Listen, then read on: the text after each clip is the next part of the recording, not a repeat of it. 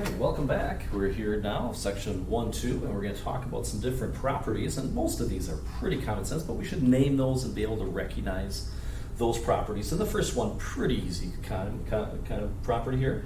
We have the additive identity here, which means, okay, if I add 0 to any number, we don't change what it looks like. It keeps its identity. So we say that 0 is the additive identity. Anytime you add anything to 0, it stays the same. So again, additive identity is the property there. All right, another one that we have here is the multiplicative identity. Well, if you think about that, the additive identity is 0. So what number do you multiply that doesn't change anything? Well, that number, of course, would be 1. And 1 times anything, it stays the same. So be able to recognize additive identity and multiplicative identity. Those are things that don't change the value of the number. All right, another thing that we have is inverses. In mathematics, so many times when we do something, we want to be able to undo it or get back, and that process is called its inverse. So the additive inverse, so if I have 5, if I add 5 to something, the way to get back is to add a negative 5, add the opposite. I want to get in the habit of seeing that as opposite, not always reading that as negative. So if you take a number and you add its opposite, yeah, you're always going to get 0. It's going to undo whatever happens there. So add the opposite is what happens. Well, let's think about what would happen with multiplication. So with addition, the additive inverse is the opposite. Well, with multiplication, the inverse is going to be the reciprocal, right? We're going to flip that. So if I take 8 times 1/8, well, I get back to the multiplicative identities 1. And again, that's kind of what we're looking for. So just flip it for the multiplicative inverse. Okay, so a couple good questions that we'll see is right away on the final. We'll have this one, first problem. We'll give you a number. We want you to be able to tell me the additive inverse. Well, if 12 is the number, the additive, just make it opposite. That's going to be negative 12. And the multiplicative inverse, just flip it. I'll make it 1 over 12, 1/12. Yeah, just that easy. All right, here's a tricky one. This one we have a little fraction with a negative to start with. All right, so we have negative 9/4. Now the additive inverse, well, just change it to its opposite, so that becomes a positive 9/4. Now the multiplicative inverse, if it's negative 9/4, remember, don't change the sign, so it's going to be negative, and then just flip it. So this is going to be, the multiplicative inverse would be negative 4/9 is what that is. Okay. All right, so there we are. Just a couple more properties that we have. Is going to be the commutative property. Commutative property tells us when you add and multiply, it doesn't matter the order in which you do it. If I take 7 plus 11, 11 plus 7, it's the same thing. Now you notice that's not true with subtraction, because if I did 7 minus 11, that would be negative 4. 11 minus 7 would be positive 4. So it only works with addition and multiplication. So again, it just tells you that it doesn't matter the order in which you do addition and multiplication, it all comes out the same. All right, now the next one that we have is called the associative property. And I always think of this as that who I associate with is who's in my group. All right, so this deals with grouping, and it tells us that when I have addition, 5 plus 3 plus 7, it doesn't matter if I group the 5 and the 3 and get 8 plus 7, I get 15. And it doesn't matter if I were to group the 3 and the 7 and say, oh, okay, well that's 10, 5 plus 10 is 50. It still ends up being the same. So grouping doesn't matter with addition and multiplication. So that's the associative property. When you see associative, think group.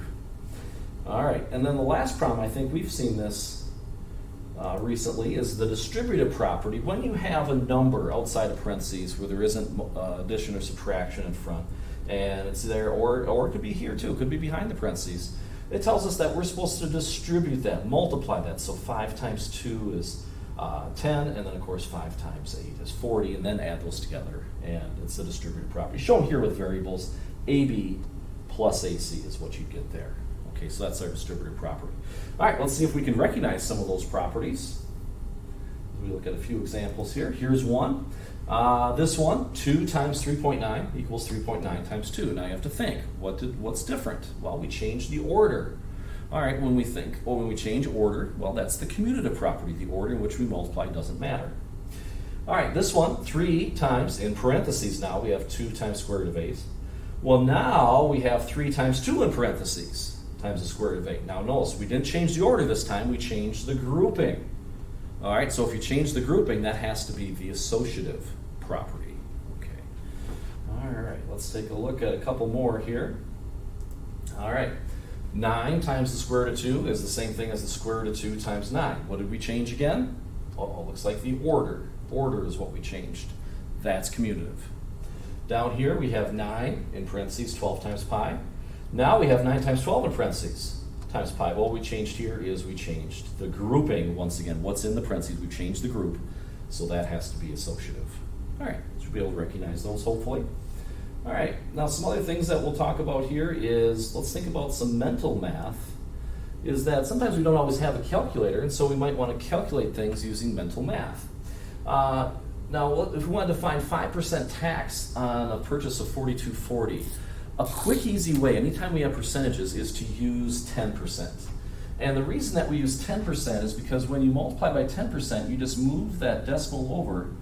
So that's $4.24. It's just an easy way of finding that. Well, if you know 10% to find 5%, you just take half of that and you would say, oh, that's $2.12 is what you get there. So using 10%, it makes that mental math really super easy. All right, let's try that again. This time, let's think of this. All right. Oh, okay, so we have a shirt, $15.60. We're going to get 20% off.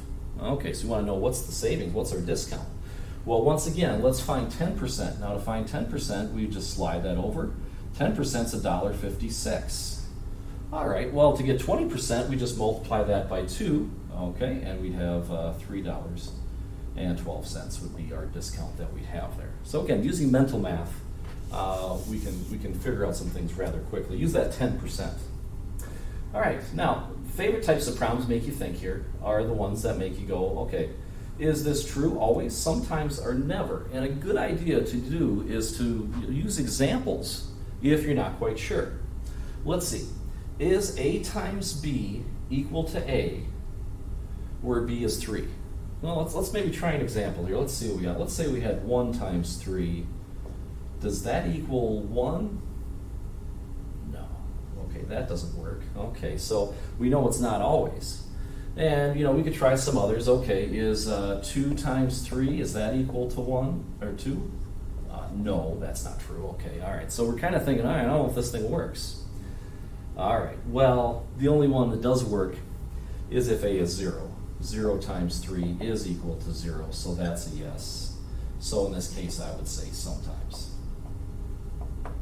All right, so a good idea when you're trying some numbers, if it seems to be working a lot, you want to make sure, try numbers like 0, try fractions, -1, 1. Those numbers seem to be kind of ones where those exceptions lie in. So try to give those a shot and see what happens. But it's always a good idea to just try some specific examples if you're not sure. All right, now this one.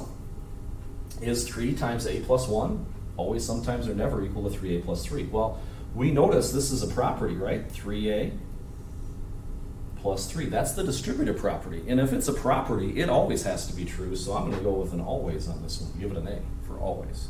So anytime it fits a property, we know that's true. We don't even have to look at examples there. All right, let's look at one more. All right. How about this? A plus the opposite of A, is that equal to B plus the opposite of B?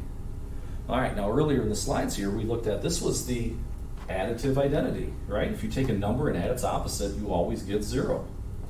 So is 0 always equal to 0? Yeah, I would definitely say always. That one works. That's that additive inverse idea that we had here. So again, there we are. All right, so lots of properties. Gonna get used to those. We'll do that assignment. And again, that's it. This is section 1.2. Until next time, I'm Mr. Boone.